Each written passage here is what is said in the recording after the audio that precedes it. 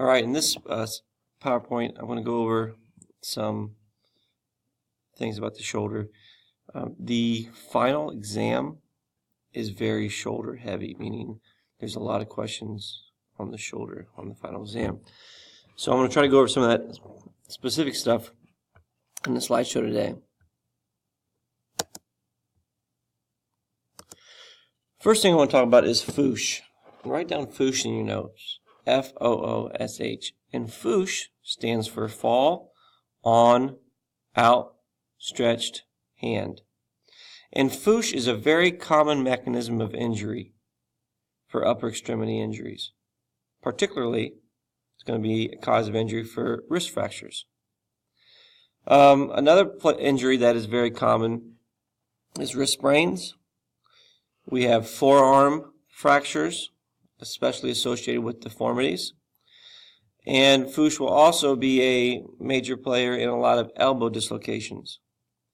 When people land and they try to catch themselves with their hand, it's a lot of force coming down. We've had many athletes here over the past few years that are just playing football, and they go to catch themselves, and as they catch themselves, they hyperextend their hand, and that causes them to have a fracture in the wrist. So FOOSH, fall on outstretched hand, is a very important term that you need to be familiar with. And it does cause many upper extremity injuries from the wrist to the elbow.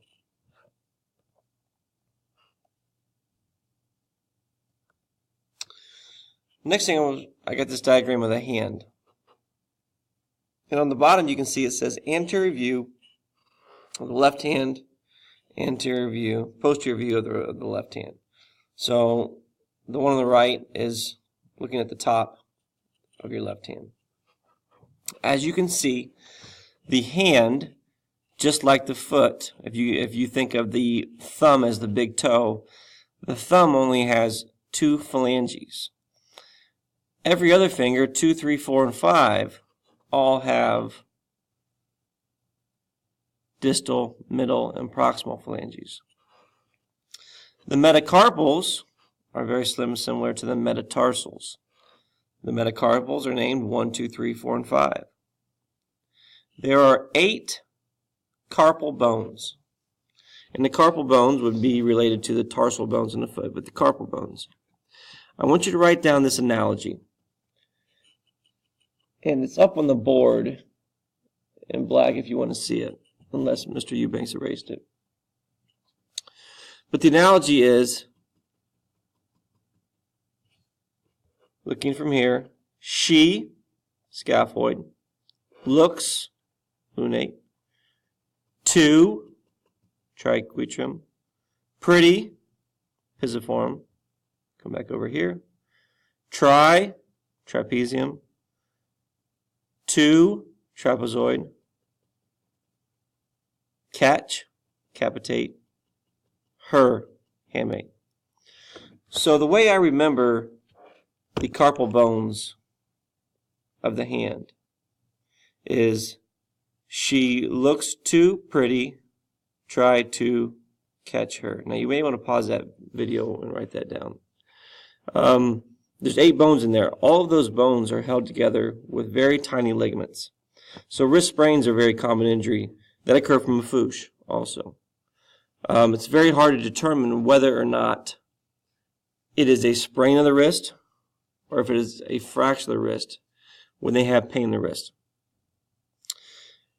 Because those bones are so close together, it's really almost impossible to tell if it's a ligament or a bone. So oftentimes we'll just kind of let it rest for a day or two, see if it gets better.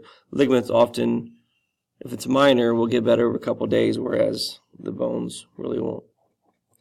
There's one bone in particular I want to spend some extra time on, and that's the scaphoid, and that's the bone right here.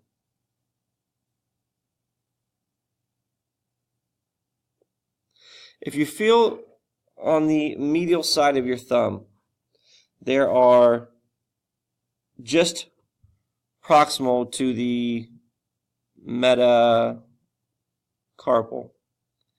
you can feel some tendons and a little indentation in the thumb.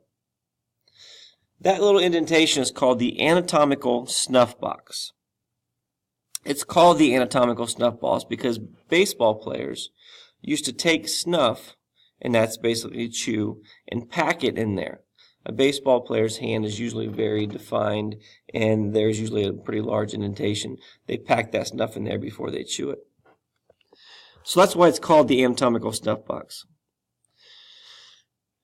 The significance of this is that the scaphoid can be palpated in the anatomical snuff box. And the scaphoid is the last bone we want to break in the wrist. The reason being is that the scaphoid, when it breaks, it's not uncommon for that bone to separate the small part that broke from the rest of the scaphoid. When that occurs, that part of bone that's just floating does not have a very good blood supply. And what that can lead to is a vascular necrosis of the scaphoid. And that's basically death to part of that bone because of the lack of blood supply. If someone gets a vascular necrosis, that they will have a residual effect probably for the rest of their life. It may hurt when they move a certain direction, may get arthritis in there, but part of that bone has died. So when people have pain in the anatomical snuff box, we generally refer them out to doctor immediately. If you catch it within the first few days, oftentimes they can be referred to an orthopedic surgeon, and that can be surgically repaired. They pin it back to the main part of the scaphoid, and that bone usually is fine. If it's something that you wait weeks for, there's a good chance that that part that broke off can die, and then you could be left with long-term issues for that area. So the scaphoid is the main bone in the hand, the wrist actually, that we are concerned about. And in a review, the carpal bones, scaphoid, she looks too pretty, tried to catch her. Proximal row to distal row. She looks too pretty, tried to catch her. Medial, thumb side.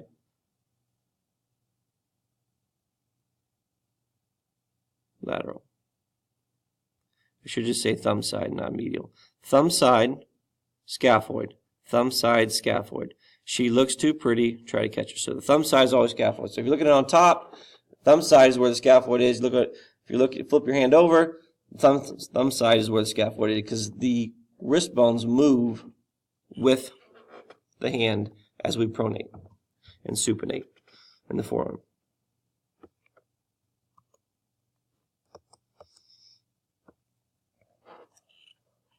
A couple other things that I want to review is how we can test for circulation in your extremities. You know, if someone has an elbow dislocation, we want to make sure that they're getting circulation in the rest of their forearm and hand.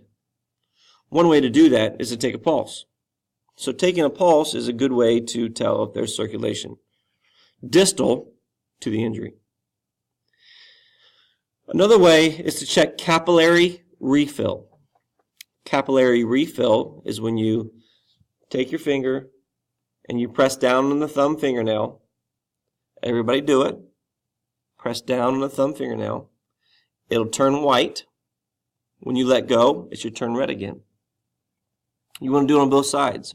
You want to make sure that it fills back up on both sides equally. So if I'm pressing down that thumbnail, it turns white, then it turns red as soon as I let up. If I press down that thumbnail and it takes a while for it to turn red, that could mean that there's circulation being compromised. So that's how we would test for circulation in an extremity. The brachial plexus. Now remember, I just kind of review the brachial plexus. The brachial plexus are nerve roots that come out of the neck, and they run right through the shoulder. Oftentimes in football, when the head gets pushed to the side and the shoulder gets pushed down from a hit, it can stretch out the nerves in the brachial plexus. Those brachial plexus nerves innervate the arm. So when that occurs, it can cause numbness and tingling in the arm. We call that a burner or stinger. That's a brachial plexus injury.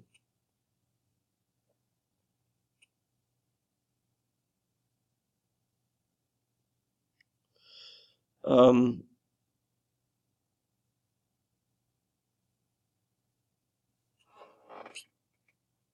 most common mechanism of injury for a shoulder dislocation is the arm AB, abducted, with a little external rotation. So do that. Abduct your arm, externally rotate it. It's almost like someone's reaching out for somebody's jersey, and they externally rotate that. And that's how it's most common for a shoulder dislocation to occur. And that occurs at the glenohumeral joint. A shoulder separation occurs at the acromioclavicular joint. And the AC joint is where the acromion meets the clavicle.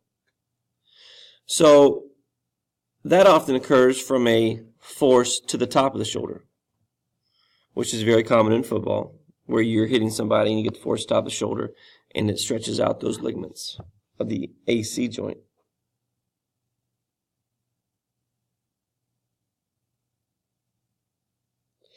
All right, so that will probably do it for this presentation.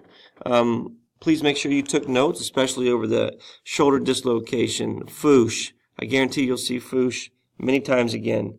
And the other stuff, the carpal bones of the hand. And we'll see you on Friday.